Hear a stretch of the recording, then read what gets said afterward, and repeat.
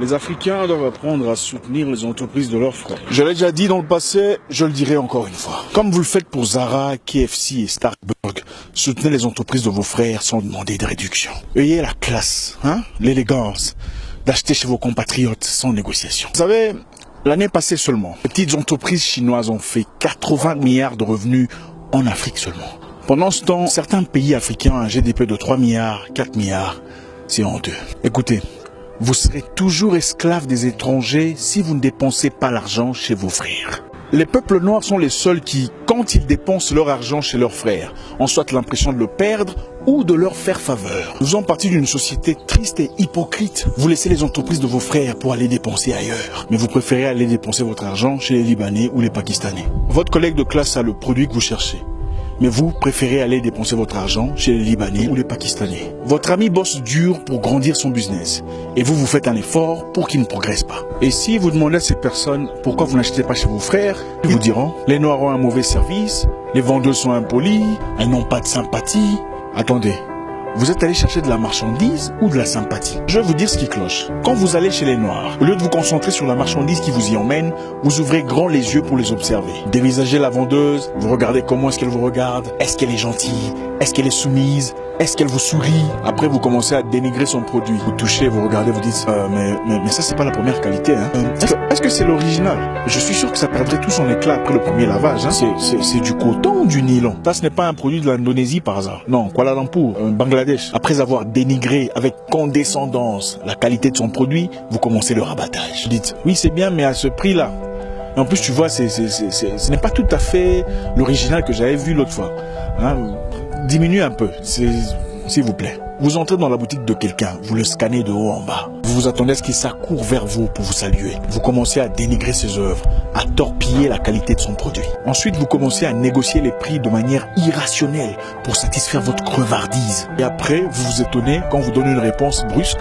Écoutez, les Libanais sont gentils avec vous seulement parce qu'ils savent que vous allez acheter. Allez chez le Libanais et commencez à débattre comme vous faites chez les Noirs. Allez chez le Chinois et demandez des réductions absurdes pendant 30 minutes et regardez comment il vous traite. Quand un Noir entre dans la boutique d'un Noir, il veut faire un commentaire même sur la couleur du mur. Et si le propriétaire dit non, c'est la couleur que je préfère, le client le traite d'orgueilleux. Mais c'est sa boutique. C'est sa boutique, il en fait ce qu'il veut, il met ses couleurs, son prix, son tout. Ça lui appartient. Les Noirs vendeurs sont frustrés parce que vous venez vous parler trop mais vous n'achetez pas. Vous touchez les produits gauche-droite, vous demandez des réductions, quelquefois ridicules, et à la fin vous dites je veux revenir.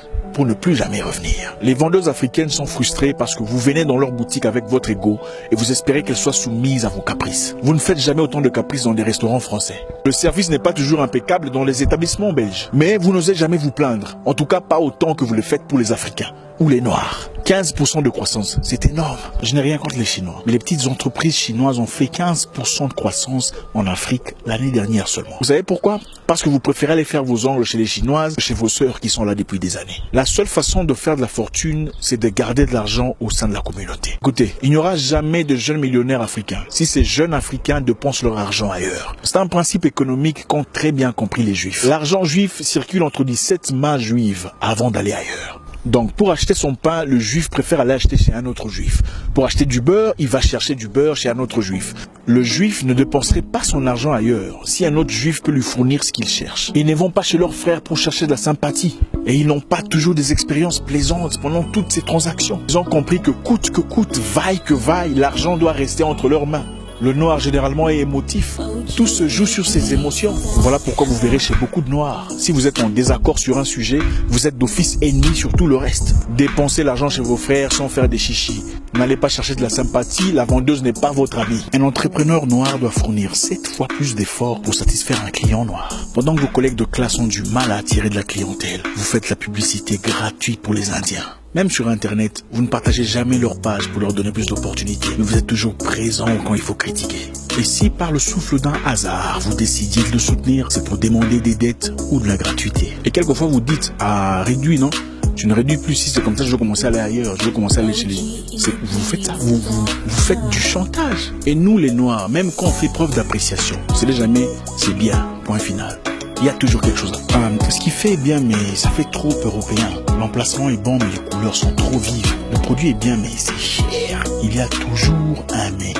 Il faut arrêter ça. Vous faites des remarques quelquefois inutiles et quand le propriétaire n'est pas prêt à vous écouter, il est orgueilleux, il n'aime pas les remarques. Quand vous allez dans les business des Européens, vous faites des remarques. Vous ne faites jamais de remarques négatives aux vendeuses françaises. Il y en a qui sont impolis, mais combien de fois vous vous êtes plaint? La plupart des gens ne veulent soutenir leurs frères parce qu'ils ont peur qu'ils deviennent plus que ce qu'ils sont aujourd'hui. Je ne dis pas que les commerces noirs sont irréprochables, loin de là. Je dis qui veut noyer son chien l'accuse de rage. Il y a une maman en Belgique qui vendait de la nourriture africaine, elle est tombée en faillite parce que les Africains de son pays ne vont pas acheter chez eux. Parce que ses compatriotes refusent catégoriquement d'acheter leur bouffe nationale chez elle et préfèrent aller acheter chez les Pakistanais. Incroyable. Écoutez, si nous achetons chez nos frères et nos frères nous priorisent, nous deviendrons riches très vite. Je remarque tristement que la plupart des jeunes entrepreneurs africains qui réussissent sont taxés d'orgueilleux, de prétentieux, de menteurs, de manipulateurs. Bien qu'il y ait des cas où le service est vraiment insupportable, la plupart de nos absences est due à la mauvaise foi. Mon nom est Zach Poincassa, le guerrier noir. Votre frère. Attendez, c'est bizarre.